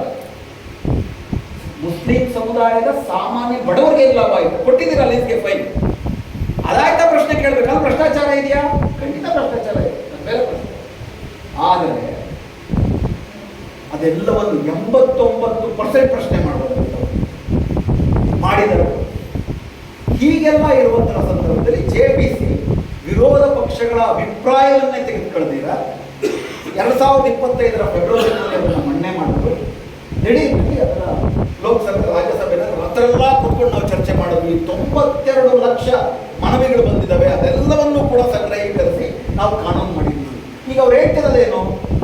ಸಂಸತ್ತಿನಲ್ಲಿ ಚರ್ಚೆ ಮಾಡಿದ್ದೀವಿ, ಜನರ ಅಭಿಪ್ರಾಯ ತಗೊಂಡಿದ್ದೀವಿ, ಇನ್ನೇ ಡೆಮಾಕ್ರೆಟಿಕ್ ಪ್ರೋಸೆಸ್ ಮಾಡೋದಕ್ಕೆ ಸಾಧ್ಯ? ನೀವೆಲ್ಲ ಕೇಳ್ತೀರ, ಕಿವಿಗೆ ಬೀಗ ಹಾಕೊಂಡು ಕೇಳಿದ ಪ್ರಯೋಜನ. ಸಮಾಲೋಚನೆ ಅರ್ಥ ಏನು? ನಿಮ್ಮ ಅಭಿಪ್ರಾಯದಲ್ಲಿ ಸತ್ಯಾಂಶ ಇದ್ರೆ ನಾನು ತಗೋತೀನಿ ಅನ್ನೋ. ನಾನು ಬೀಗ ಹಾಕೊಂಡು ಕಿವಿನೇ ಕೇಳಿಸ್ತಿದ್ರೆ ನೀನೇನು ಬೇಕಾದ್ರೂ ಹೇಳ್ಕೊ, ಹಂಗೆ ಮಾಡು. ಈಗ ಇವತ್ತಿರೋ ನಮ್ಮ ಸಂವಿಧಾನದ ವಿಷಯದ ಪ್ರಕಾರ ಸರ್ಕಾರ ಏನ್ ಬೇಕಾದರೂ ಕಾನೂನು ಮಾಡಬಹುದು. ಆದರೆ ಆರ್ಟಿಕಲ್ 13ರ ಪ್ರಕಾರ ಯಾವುದೇ ಕಾನೂನು ಈ ಜನರ ಮೂಲಭೂತ ಹಕ್ಕುಗಳ ಉಲ್ಲಂಘನೆ ಮಾಡ್ತದೆ ಅಂತಂದ್ರೆ ಅಂತ ಕಾನೂನು ನಲ್ ಅಂಡ್ ವಾಯ್ಡ್ ಅಂತ ಸುಪ್ರೀಂ ಕೋರ್ಟ್ ಹೇಳಿದೆ. So article 13, article 14, article 15, article 26, article 300 ಏನ್ ಹೇಳುತ್ತೆ? ವಕ್ಫ್ ಆಕ್ಟ್ ತಿದ್ದುಪಡಿ ಮಾಡೋದು ಸೀದಾ ವಕ್ಫ್ ಆಕ್ಟ್ ಏನ್ ಹೇಳುತ್ತೆ ಅನ್ನೋದನ್ನ ನಾನು ಹೇಳ್ತೀನಿ. ಮೊದಲನೇದಾಗಿ ವಕ್ಫ್ ತಿದ್ದುಪಡಿ ಕಾಯ್ದೆ 2025 ಉಮ್ಮೀದ್, ಅದರ ಬಗ್ಗೆ ನಾನು ಹೇಳ್ತೀನಿ. ಮೊದಲನೇದು ವಕ್ಫ್ ಯಾರು ಮಾಡಬಹುದು ಅನ್ನೋದು. ಅದರಲ್ಲಿ ಅವ್ರು ಹೇಳ್ತಾರೆ ವಕ್ಫ್ ಮಾಡುವವರು ಕನಿಷ್ಠ ಪಕ್ಷ 5 ವರ್ಷ ಮುಸ್ಲಿಂ ಅಂತ ಡೆಮಾನ್ಸ್ಟ್ರೇಟ್ ಮಾಡಬೇಕು. Word use the demonstrate. ಯಾರ ಮುಂದೆ ಡೆಮಾನ್ಸ್ಟ್ರೇಷನ್? ಮೋದಿ ಮುಂದೆ. ನಾನು ಮುಸ್ಲಿಂ ಅಂತ ಹೇಳಿ, ಮುಸ್ಲಿಂ ಅಂತ ಆಗೋದಕ್ಕೆ 5 ಇರುತ್ತೆ. ನಮಾಜ್ ಮಾಡಬೇಕು, ಹಜ್ಗೆ ಹೋಗ್ಬೇಕು, ಜಕಾತ್ ಕೊಡಬೇಕು, ಕಲ್ಮಾವನ್ ಮಾಡಬೇಕು. ನಿಮಗೇನು ಗೊತ್ತ? ಸರ್ಕಾರಕ್ಕೆ ನಾನು ಯಾಕೆ ಸಾಬೀತು ಮಾಡಬೇಕು? ಐ ಎಮ್ ಎ ಮುಸ್ಲಿಂ ಸಾಕು ನನಗೆ. ಆರ್ಟಿಕಲ್ 25 ಏನು ಹೇಳುತ್ತೆ? ನಾನು ಮುಸ್ಲಿಂ ಅಂತ ನಾನು ಬೈ ಕಾನ್ಷಿಯಸ್ನೆಸ್ ಪ್ರಜ್ಞಾಪೂರ್ವಕವಾಗಿ ನಾನು ಘೋಷಿಸಿಕೊಂಡ್ರೆ ನಾನು ಮುಸ್ಲಿಂ ಅಷ್ಟೇ. ಇದೇ ಕಾನೂನು ನೀವು ಹಿಂದೂ ದತ್ತಿದಾನ ಮಾಡ್ತೀರಾ? ಒಬ್ಬ ಹಿಂದೂ ದೇವಸ್ಥಾನಗಳಿಗೆ ದತ್ತಿದಾನ ಮಾಡಬೇಕು ಅಂತಂದ್ರೆ 5 ವರ್ಷ ಅವನು ಹಿಂದೂ ಧರ್ಮ ಪಾಲಿಸೋದು ಅಂದ್ರೆ ಒಂದು ಪ್ರಾಬ್ಲಮ್ ಇದೆ. ಯಾವ ಜಾತಿ ಧರ್ಮ ಪಾಲಿಸಬೇಕು ಅಂತ ಅಷ್ಟೇ. ಬೇರೆ ಯಾವುದೇ ಧರ್ಮಕ್ಕಿಂತ ಇದು ಮಾಡಿದ್ರೆ ಮೊದಲನೇ. ಎರಡನೇ, ಮುಸ್ಲಿಮೇತರರು ಯಾಕೆ ಕೊಡಬಾರ್ದು? ಇದು ಮುಖ್ಯವಾದ ಪ್ರಶ್ನೆ. ಮುಸ್ಲಿಮೇತರರು ಕೊಟ್ಕೋತಾ ಬಂದಿದ್ದಾರೆ. ಮುಸ್ಲಿಮನಾಗಿ ನಾನು ಕೊಡಬೇಕಂದ್ರೂ ಕೂಡ ನನಗೆ ಯಾಕೆ ಕೊಡೋದಿಲ್ಲ? ಆರ್ಟಿಕಲ್ 300 ಏನು ಹೇಳುತ್ತೆ? ನಾನು ಈ 5 ಎಕರೆ ಜಮೀನ ಒಡೆಯ, ಇದನ್ನ ನಾನು ಏನು ಬೇಕಾದ್ರೂ ಮಾಡೋ ಹಕ್ಕು ನನಗೆ. ವಕ್ಫ್ಗೆ ಕೊಡ್ತೀನ, ಬೇರೆಯವ್ರಿಗೆ ಕೊಡ್ತಾ ಅದನ್ನ ನಾಲ್ಕು. ನೀವೇನು ಮಾಡ್ತಿದ್ದೀರಿ? ನೀನು 5 ವರ್ಷ ಮುಸ್ಲಿಂ ಆಗಿದ್ರೆ ಮಾತ್ರ ನೀನು ಕೊಡಬೇಕು ಅಂತೇಳಿ ಒಡೆತನದ ಹಕ್ಕೇನಿದೆ ಆರ್ಟಿಕಲ್ 300 ಒಡೆತನದ ಹಕ್ಕಿನ ಉಲ್ಲಂಘನೆ ಮಾಡಿ. ಇದು ಮೊದಲನೇ. ಎರಡನೇದು waqf by user. Waqf by user ವಿಷಯ ಚರ್ಚೆ ಬಂದಾಗ ತೆಲುಗು ದೇಶದಿಂದ ಅವ್ರು ಹೇಳಿದ್ದೇನಪ್ಪ ಅಂತಂದ್ರೆ ಇದು ದೊಡ್ಡ ಕೋಲಾಹಲಕ್ಕೆ ಕಾರಣ. ಇದೊಂದು ಅರ್ಥ ಮಾಡ್ಕೊಳ್ಳೋಣ. ಸಂಸತ್ತಿನಲ್ಲಿ ಆದಂತ ಹಲವಾರು ಕಾಯ್ದೆಗಳ ಬಗ್ಗೆ ರಿಟ್ ಪಿಟಿಷನ್ಗಳು ಹೋಗಿದ್ದವು. ಸಿಎಎ ಬಗ್ಗೆ 172 ರಿಟ್ ಪಿಟಿಷನ್. ಆರ್ಟಿಕಲ್ 370 ರದ್ದಾದಾಗ 75 ರಿಟ್ ಪಿಟಿಷನ್ಗಳು ಬಂದವು. ಸುಪ್ರೀಂ ಕೋರ್ಟ್ ಈ ತರ ರಿಟ್ ಪಿಟಿಷನ್ ಮುಂದೆ ಬಂದಾಗ ಸರ್ಕಾರಕ್ಕೆ ನೋಟಿಸ್ ಕೊಟ್ಟು ವಿಚಾರಣೆಯನ್ನ ಮುಂದೂಡಿದ್ರೆ ಹೊರತು ದಿಢೀರ್ ತೀರ್ಮಾನ ತೆಗೆದುಕೊಳ್ಳಿಲ್ಲ. ಇದು ಅಪರೂಪದ ಪ್ರಕರಣ. ಇದನ್ನ ಅರ್ಥ ಮಾಡ್ಕೊಳ್ಳಿ. ಈ ಪ್ರಕರಣದಲ್ಲಿ ಮಾತ್ರ ಏಪ್ರಿಲ್ 16ನೇ ತಾರೀಕು ಬರುತ್ತೆ ಸುಪ್ರೀಂ ಕೋರ್ಟ್ ಮುಂದೆ. 2 ಗಂಟೆ ಅವ್ರು ಕೇಳಿಸ್ಕೊತಾರೆ. 3 ವಿಷಯಗಳಿಗೆ ನಾನು ನಿರ್ಬಂಧ ಆಗ್ತೀನಿ ಅಂತ ಹೇಳ್ಬಿಡುತ್ತೆ ಸುಪ್ರೀಂ ಕೋರ್ಟ್. ಯಾಕೆ? ಸಿಎಎ ಹೇಳಿಲ್ಲ, ಆರ್ಟಿಕಲ್ 370 ಹೇಳಿಲ್ಲ. ಯಾಕಂದ್ರೆ ಇದು ದೊಡ್ಡ ಕೋಲಾಹಲ ಮಾಡುತ್ತೆ ಅನ್ನೋದು ಗೊತ್ತು. ದೇಶಾದ್ಯಂತ ಇದ್ರ ವಿರುದ್ಧ ಆಗಲೇ ಪ್ರತಿಭಟನೆ ಇರೋದಕ್ಕೆ ಗೊತ್ತಾಗ್ತದೆ. ಯಾಕಂದ್ರೆ 8.5 ಲಕ್ಷ ಆಸ್ತಿಪಾಸ್ತಿಗಳಲ್ಲಿ, ವಕ್ಫ್ ಆಸ್ತಿಪಾಸ್ತಿಗಳಲ್ಲಿ 4.5 ಲಕ್ಷ ವಕ್ಫ್ ಬೈ ಯೂಸರ್. ಎಲ್ಲಿಂದ ತರ್ತೀರಿ ದಾಖಲಾತಿ? ದಾಖಲಾತಿ ತರಕ್ಕಲ್ಲ ಅಂದ್ರೆ ರಾತ್ರಿ ನಿಮ್ಮ ಮಸೀದಿ ನಿಮ್ದಲ್ಲ, ನಿಮ್ ಕಬರ್ಸ್ತಾನ್ ನಿಮ್ದಲ್ಲ. ಏನಾಗುತ್ತೆ ಅವಾಗ? ಬೀದಿಗಳಲ್ಲಿ ತುಂಬಾ ದೊಡ್ಡ ಆಕ್ರೋಶ ಬರುತ್ತೆ. ಸುಪ್ರೀಂ ಕೋರ್ಟ್ಗೆ ಇದು ಗೊತ್ತಿತ್ತು. ಹೀಗಾಗಿ 2 ಗಂಟೆ ಕೇಳಿ ನಾವು ಈ ವಿಷಯದ ಬಗ್ಗೆ ಅಂತಿಮ ತೀರ್ಮಾನ ತೆಗೆದುಕೊಳ್ಳೋ ತನಕ ನೀವು ವಕ್ಫ್ ಬೈ ಯೂಸರ್ ಹೇಗಿದೆಯೋ ಆಗ ಉಳಿಸ್ಬೇಕು ಅಂತ ಮಾಡಿದ್ರು. ಏನೇನು ಕಾನೂನು ಮಾಡಿದ್ದಾರೆ? ವಕ್ಫ್ ಬೈ ಯೂಸರ್ ಅನ್ನೋದನ್ನ ಸರ್ಕಾರ ನೋಟಿಫೈ ಮಾಡಿದ್ರು, ವಕ್ಫ್ ಬೋರ್ಡ್ ನೋಟಿಫೈ ಮಾಡಿದ್ರು, ಕೋರ್ಟ್ಗಳು ಅದನ್ನ ನೋಟಿಫೈ ಮಾಡಿದ್ರು. ಅದು ನಲ್ ಅಂಡ್ ವೈಡ್ ಅಂತ ಹೇಳ್ತಿದ್ದಾರೆ ಹೊಸ ಕಾನೂನು ಪ್ರಕಾರ. ಮತ್ತು 6 ತಿಂಗಳ ಒಳಗಡೆ ಪ್ರತಿ ವಕ್ಫ್ ಕೂಡ ತನಗಿರೋ ದಾಖಲೆಗಳನ್ನು ಕೊಡಬೇಕು, ರಿಜಿಸ್ಟರ್ ಮಾಡ್ಕೋಬೇಕು. ರಿಜಿಸ್ಟರ್ ಆಗದ ವಕ್ಫ್ ಅಲ್ಲ ಅಂತ ಹೇಳಿ. ಇದು ನೇರ ಮುಸ್ಲಿಮರ ಹತ್ರ ಇರುವ ಜಮೀನೇನಿದೆ ಅದನ್ನ ಕಾನೂನುಬದ್ಧವಾಗಿ ಸಂವಿಧಾನಬದ್ಧವಾಗಿ ವಶ ಮಾಡ್ಕೊಳ್ಳುವಂತ, ಸಂವಿಧಾನವನ್ನ ಕತ್ತಿ ಮತ್ತು ಗುರಾಣಿ ಮಾಡ್ಕೊಂಡು ಮುಸ್ಲಿಮರ ಮೇಲೆ ಮಾಡ್ತಿರೋ ದಾಳಿ. ಕೇವಲ ಮುಸ್ಲಿಮರ ಮೇಲೆ ಮಾಡ್ತಿರೋ ದಾಳಿ ಅಲ್ಲ. ಯಾಕಂದ್ರೆ ವಕ್ಫ್ ಆಕ್ಟ್ ಜಾರಿಯಾದ 4ನೇ ದಿವಸವೇ ಆರ್ಗನೈಸರ್ ಪತ್ರಿಕೆಯಲ್ಲಿ ಒಂದು ಲೇಖನ ಬಂತು. ನಿಮ್ಮಲ್ಲಿ ಎಷ್ಟು ಜನ ಗೊತ್ತಿಲ್ಲ? ಆರ್ಗನೈಸರ್ ಪತ್ರಿಕೆಯಲ್ಲಿ ಏನ್ ಬರೆದ್ರು ಅಂತಂದ್ರೆ, ಪಾಪ ವಕ್ಫ್ ಮುಸ್ಲಿಮರ ಹತ್ರಲ್ಲ ಕಣ್ರಿ ಈ ದೇಶದ ಆಸ್ತಿ ಪಾಸ್ತಿ ಇರೋದು, ಕ್ಯಾಥೋಲಿಕ್ರ ಬಿಷಪ್ಗಳ ಹತ್ರ ಇದೆ. ಕ್ಯಾಥೋಲಿಕ್ರ ಹತ್ರ ಕೋಟ್ಯಾಂತರ ರೂಪಾಯಿ ಮೌಲ್ಯದ ಆಸ್ತಿ ಪಾಸ್ತಿಗಳಿದಾವೆ. ಅದೆಷ್ಟೋ 1000 ಶಾಲೆಗಳಿದಾವೆ, ಅದೆಷ್ಟೋ ಲಕ್ಷ ಭೂಮಿಗಳಿದಾವೆ. ಅವ್ರ ಹತ್ರ ಕಿತ್ಕೋಬೇಕು ಅಂತಂದ್ರು. ಇದೇ ಕ್ರಿಶ್ಚಿಯನ್ ಬಿಷಪ್ಸ್ ವಕ್ಫ್ ಆಕ್ಟ್ ನ ಬಹಳ ಸಂತೋಷದಿಂದ ಸ್ವಾಗತ ಮಾಡಿದ್ರು. ಇದ್ರ ಬಗ್ಗೆ ಮಾರ್ಟಿನ್ ನೆಬ್ಯುಲರ್ ಅಂತ ಕವಿ ಹೇಳಿದ್ದು ನಾನು ಕೊನೆಗೆ ಮಾತು ಮುಗಿಸ್ತೀನಿ ಅವಾಗ. ಸೊ ಬರೀ ಅಷ್ಟು ಮಾತ್ರ ಅಲ್ಲ, ಅವರೇನು ಹೇಳಿದ್ರು, ವಕ್ಫ್ ಬೈ ಯೂಸರ್ನ ಕಿತ್ಕೊಳ್ಳುವಂಥದ್ದು ಈ ಕಾಯ್ದೆಯಲ್ಲಿರುವ ಪ್ರಧಾನವಾದಂಥ ಅಂಶ. 3ನೇದೇನಿತ್ತು 95ರ ಕಾಯ್ದೆಯಲ್ಲಿ, ಯಾವ್ದಾವುದು ವಕ್ಫ್ ಅಂತ ತೀರ್ಮಾನ ಮಾಡುವುದಕ್ಕೆ ಒಬ್ಬ ಸರ್ವೆ ಕಮಿಷನರ್ನ ನೇಮಕ ಮಾಡಿ. ಆ ಕಮಿಷನರು ಬಹುಮಾಡಿ ಮುಸ್ಲಿಂ ಆಗಿರ್ತಿದ್ದಾರೆ. ಮತ್ತು ಆ ಸರ್ವೆ ಕಮಿಷನರು ಇಲ್ಲ ನೋಡಿ ಇದು ವಕ್ಫ್ ಅಂತ ಹೇಳಿ ವಕ್ಫ್ ಬೋರ್ಡ್ಗೆ, ಸರ್ಕಾರಕ್ಕೆ ಮತ್ತು ವಕ್ಫ್ ಬೋರ್ಡ್ಗೆ ವರದಿ ಕೊಡ್ತಿದ್ದ. ಸರ್ಕಾರ ವಕ್ಫ್ ಬೋರ್ಡ್ಗೆ ಅದನ್ನು ರೆಫರ್ ಮಾಡ್ತಿತ್ತು. ವಕ್ಫ್ ಬೋರ್ಡ್ ಅದನ್ನು ವಕ್ಫ್ ಹೌದಾರು ಅಂತ ಡಿಕ್ಲೇರ್ ಮಾಡಿತ್ತು. ಡಿಸ್ಟ್ರಿಕ್ಟ್ ಕಲೆಕ್ಟರು ಅದರಂತೆ ಅದನ್ನು ನಡ್ಕೊಳ್ತಿತ್ತು. ಈಗ 2 ಪ್ರಧಾನ ತಿದ್ದುಪಡಿ ಬಂದಿದೆ. ಇನ್ನು ಮುಂದೆ ಸರ್ವೆ ಮಾಡುವಂಥದ್ದು ಕಮಿಷನರ್ ಅಲ್ಲ, ಡಿಸ್ಟ್ರಿಕ್ಟ್ ಕಲೆಕ್ಟರ್ ಸರ್ವೆ ಮಾಡ್ತಾರೆ. 2ನೇ ತುಂಬಾ ಮುಖ್ಯವಾದದ್ದು, ಸುಮಾರಷ್ಟು ಸರ್ಕಾರಿ ಜಮೀನುಗಳು ವಕ್ಫಿಂದ ಎನ್ಕ್ರೋಚ್ ಮಾಡಿದೆ. ಸರ್ಕಾರಕ್ಕೂ ವಕ್ಫ್ ಬೋರ್ಡ್ಗೂ ತಗಾದೆ ಇದೆ. ವಕ್ಫ್ ಬೋರ್ಡ್ ನಮ್ಮ ಜಮೀನು ಅನ್ನತ್ತೆ, ಸರ್ಕಾರ ತನ್ನ ಜಮೀನು ಅನ್ನುತ್ತೆ. ಇವೆರಡರ ತಗಾದೆಯನ್ನ ಯಾರು ತೀರ್ಮಾನ ಮಾಡಬೇಕು? ಸರ್ಕಾರ ಒಂದು ಪಾರ್ಟಿ, ವಕ್ಫ್ ಬೋರ್ಡ್ ಒಂದು ಪಾರ್ಟಿ. ಇದು ತೀರ್ಮಾನ ಮಾಡಬೇಕಾಗಿರೋದು ವಕ್ಫ್ ಟ್ರಿಬ್ಯುನಲ್, ಯಾಕಂದ್ರೆ ಅದು ಅರೆ ನ್ಯಾಯಾಂಗ, ಕ್ವಾಸಿ ಜುಡಿಷಿಯಲ್ ಬಾಡಿ ಅದು, ಅಥವಾ ಕೋರ್ಟ್ ತೀರ್ಮಾನ ಮಾಡಬೇಕು. ಯಾಕಂದ್ರೆ ಸರ್ಕಾರನೂ ಇದರಲ್ಲಿ ಒಂದು ಪಾರ್ಟಿ. ವಕ್ಫ್ ಆಕ್ಟ್ ಏನು ತಿದ್ದುಪಡಿ ತಂದಿದೆ, ಸರ್ಕಾರಕ್ಕೂ ಮತ್ತು ವಕ್ಫ್ ಬೋರ್ಡ್ಗೂ ತಗಾದೆ ಬಂದರೆ ಅದನ್ನ ತೀರ್ಮಾನ ಮಾಡಬೇಕಾಗಿರೋ ಸರ್ಕಾರಿ ಅಧಿಕಾರಿ. ಜಗತ್ತಿನಲ್ಲಿ ಎಲ್ಲೂ ಈ ತರದಿಲ್ಲ. ಇದು ಪ್ರಿನ್ಸಿಪಲ್ ಆಫ್ ನ್ಯಾಚುರಲ್ ಜಸ್ಟಿಸ್ ನ ಉಲ್ಲಂಘನೆ. I cannot be the judge in my own case. ಇದು minimum principle of natural justice. ನನ್ನ ಕೇಸ್ನ ನಾನೇ ನ್ಯಾಯಾಧೀಶ ಆಗಕ್ಕೆ ಸಾಧ್ಯ ಇಲ್ಲ. ಅಷ್ಟು ಮಾತ್ರ ಅಲ್ಲದೆ ಈ ಕಾಯ್ದೆನಲ್ಲಿ ಇನ್ನೊಂದೇನು ಮಾಡಿದ್ದಾರೆ, ಸರ್ಕಾರಕ್ಕೂ ಮತ್ತು ವಕ್ಫ್ ಬೋರ್ಡ್ಗೂ ತಗಾದೆಗಳಿದ್ದಲ್ಲಿ ಈ ಕಾಯ್ದೆ ಜಾರಿಗೆ ಬಂದ ಮೇಲೆ ಅದು ವಕ್ಫ್ ಉಳಿಯೋದಿಲ್ಲ. ಲಕ್ಷಾಂತರ ಇದೆ ತಗಾದೆ. ಅಂದ್ರೆ ತೀರ್ಮಾನ ಮಾಡುವ ಮುಂಚೆಯೇ ಅದು ವಕ್ಫ್ ಅಲ್ಲ ಅಂತ ಮಾಡ್ತಾರೆ. ನಾಲ್ಕನೇದು ಅತ್ಯಂತ ಮುಖ್ಯವಾದದ್ದು, ಈ ವಕ್ಫ್ನ ಮ್ಯಾನೇಜ್ ಮಾಡುವುದಕ್ಕೆ ಇರುವಂತ ಕೆಲವಿದೆ. ಉದಾಹರಣೆಗೆ ನಾನು ಆಗಲೇ ಹೇಳಿದಾಗೆ ಸೆಂಟ್ರಲ್ ವಕ್ಫ್ ಕೌನ್ಸಿಲ್ ನಲ್ಲಿ ಎಕ್ಸ್ ಅಫಿಷಿಯೋ ಮೆಂಬರ್ ಬಿಟ್ಟರೆ ಮಿಕ್ಕದವರೆಲ್ಲರೂ ಕೂಡ ಮುಸ್ಲಿಮರೇ ಆಗಿರಬೇಕು ಅಂತ 95ರ ಕಾಯ್ದೆ ಹೇಳುತ್ತೆ. ವಕ್ಫ್ ಬೋರ್ಡ್ ಅಲ್ಲಿ ಕೂಡ ಎಕ್ಸ್ ಅಫಿಷಿಯೋ ಮೆಂಬರ್ನ ಬಿಟ್ಟರೆ ಮಿಕ್ಕದವರೆಲ್ಲರೂ ಕೂಡ ಕಡ್ಡಾಯವಾಗಿ ಮುಸ್ಲಿಮರಾಗಿರಬೇಕು. ಮತ್ತು 95ರ ಕಾಯ್ದೆ ಏನ್ ಹೇಳುತ್ತೆ, ಕನಿಷ್ಠ 2 ಮಹಿಳೆಯರಿರಬೇಕು ಅಂತ 95ರ ಕಾಯ್ದೆ ಹೇಳುತ್ತೆ. ಇವರೇನ್ ಮಾಡೋದು, ನಮಗೆ ಎಲ್ಲ ಬಡ ಮುಸ್ಲಿಮರಿಗೂ ಅವಕಾಶ ಕೊಡುವ ಕಾರಣಕ್ಕಾಗಿ ನಾವೇನ್ ಮಾಡ್ತೀವಿ ಅಂತ ದೊಡ್ಡ ಘೋಷಣೆ ಮಾಡ್ಕೊಂಡ್ರು. ಏನ್ ಮಾಡಿದ್ರು, 2 ಮುಸ್ಲಿಮೇತರರು ಇರಬೇಕು ಅಂತ ಮಾಡಿದ್ರು. ಬಡ ಮುಸ್ಲಿಮರಿಗೆ ಏನು ಅನುಕೂಲ ಆಯ್ತು ಇದರಿಂದ? ಒಬ್ಬ ಬಡ ಮುಸ್ಲಿಮನ್ನು ಕೂಡ ನೀವು ಬಂದಲ್ಲಿ ಕೂಡಿಸೋದು ರೀತಿ ಇಟ್ಕೊಳ್ಳಿ, ಅವ್ನು ತನಗಾಗಿರೋ ನ್ಯಾಯ ಇಟ್ಟಿದ್ದು ಇಲ್ಲವೇ ಇಲ್ಲ. ಎಲ್ಲಕ್ಕಿಂತ ಮುಖ್ಯವಾಗಿ ಬೇರೆ ಯಾವುದೇ ಧರ್ಮಗಳಿಗೆ ಅನ್ವಯವಾಗದ ದತ್ತಿದಾನದ ಸಂಸ್ಥೆಗಳಲ್ಲಿ ನಿರ್ವಹಣೆ ಮಾಡುವುದಕ್ಕೆ ಆ ಧರ್ಮಕ್ಕೆ ಅಲ್ಲದವರನ್ನ ಸೇರಿಸಿಕೊಳ್ಳುವಂಥದ್ದು ಬರೀ ಮುಸ್ಲಿಂ ಪಕ್ಷದಲ್ಲಿ ಮಾತ್ರ ಇದೆ. ಇದು ಆರ್ಟಿಕಲ್ 15 ಅನ್ನುವ ಮೂಲಭೂತ ಹಕ್ಕಿನ ಉಲ್ಲಂಘನೆ. ಆರ್ಟಿಕಲ್ 15 ಏನ್ ಹೇಳುತ್ತೆ, ಕೇವಲ ಧರ್ಮವನ್ನು ಆಧರಿಸಿ ನೀವು ತಾರತಮ್ಯ ಮಾಡಬಹುದು. ತಿರುಪತಿ ತಿಮ್ಮಪ್ಪನ ಬೋರ್ಡಲ್ಲಿ ನೀವೇನ್ ಮಾಡ್ತೀರಿ, ಅಲ್ಲೊಂದು ಕಾಯ್ದೆ ಮಾಡಿದ್ದಾರೆ. ಅಲ್ಲಿ ಕಸ ಗುಡಿಸೋರಿಂದ ಹಿಡಿದು ಚೀಫ್ ಎಕ್ಸಿಕ್ಯೂಟಿವ್ ಆಫೀಸರ್ ತನಕ ಬರೀ ಹಿಂದೂಗಳೇ ಇರಬೇಕು ಅಂತ. ಬನಾರಸ್ನಲ್ಲಿ ಕಾಶಿ ವಿಶ್ವವಿದ್ಯಾಲಯ ಇಂಪ್ರೂವ್ಮೆಂಟ್ ಮಾಡಿದ ಮೇಲೆ ಬನಾರಸ್ ಕಾಶಿ ವಿಶ್ವನಾಥ ಟೆಂಪಲ್ ಆಕ್ಟ್ ಅಂತ ಒಂದಾಗಿದೆ. ಅಲ್ಲಿ ಅಧಿಕಾರಿಯಿಂದ ಮೊದಲುಗೊಂಡು ಗುಮಾಸ್ತನ ತನಕ ಪ್ರತಿಯೊಬ್ಬರು ಹಿಂದೂಗಳೇ ಇರಬೇಕು ಅಂತಿದೆ. ಹಾಗಾದ್ರೆ ವಕ್ಫ್ ಬೋರ್ಡ್ನಲ್ಲಿ ಮಾತ್ರ ಮುಸ್ಲಿಮೇತರರು ಯಾಕೆ ಇರಬೇಕು? ಇರೋದಾದ್ರೆ ಎಲ್ಲದರಲ್ಲೂ ಟೆಂಪಲ್ ಆಕ್ಟ್ ಅಲ್ಲಿ ಮುಸ್ಲಿಂ ಆಗಿನೂ ಸೆಕ್ಯುಲರ್, ಎಲ್ಲಾ ಕಡೆನೂ ಅನ್ವಯ ಮಾಡೋದಾದ್ರೆ ಸೆಕ್ಯುಲರ್. ಬರೀ ಇವರು ಮಾತ್ರ ಯಾಕೆ ನ್ಯಾಯ ಮಾಡ್ತಿದ್ರೆ ಇದು ಕೋಮುವಾದಿ ಉದ್ದೇಶ. ಇನ್ನೊಂದು ಅತಿ ಹೆಚ್ಚು ಚರ್ಚೆ ಆಗಿರೋ ಮುಖ್ಯವಾದ ವಿಷಯ ಏನಂದ್ರೆ, ನೀವು ಆಕ್ಟ್ ನ ಓದಿದ್ರೆ 22 ಜನ ಸೆಂಟ್ರಲ್ ವಕ್ಫ್ ಕೌನ್ಸಿಲ್ ನ ಮೆಂಬರ್ಸ್. ಆ ಆಕ್ಟ್ ಅಲ್ಲಿ ಇರುವುದೇನಪ್ಪಾ ಅಂದ್ರೆ 10 ಜನ ಮಾತ್ರ ಕಡ್ಡಾಯವಾಗಿ ಮುಸ್ಲಿಮರಾಗಿರಬೇಕು, ಇನ್ನು 12 ಜನ ಮುಸ್ಲಿಮರಾಗಿದ್ದೇ ಇರಬೇಕು.